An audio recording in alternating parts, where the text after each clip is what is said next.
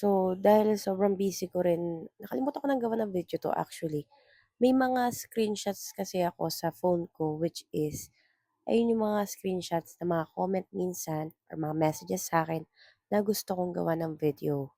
Para in case na may mga user na mangyari din sa kanila 'to is makita nila yung video na 'to and maging aware sila kung paano nila susolusyunan.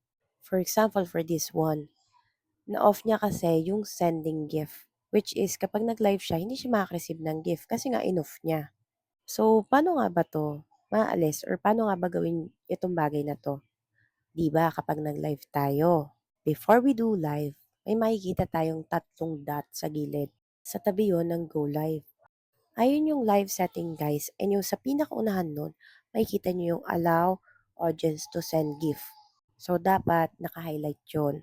Pero kapag ito ay hindi naka-highlight, ibig sabihin po nun, you're not allowing your audience na mag-send sa inyo ng gift. So, bakit pa kayo nag-live pag ganun? So, if I were you guys, huwag niyong i-off yan. And in case na ma-off niyo po, ganito lang naman yung gagawin yung solusyon. Pumunta lang kayo doon sa settings na yun, and then i-on nyo lang ulit.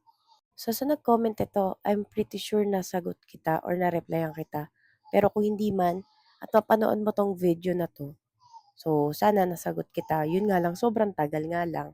Pasensya ka na. So, today guys was my day off and I'm doing live every 9 p.m. by Tuesday hanggang Saturday.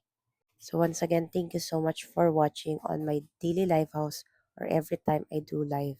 Thank you also for supporting my vlogs regarding on Papa Life. So, sa mga user na hindi pa nakapanood ng aking live or di pa nakakilala sa akin regarding on Papa Life, my name is Lily Cruz on Papa Life. And then, inuulit ko hanggang next week na lang yung duty ko as customer service.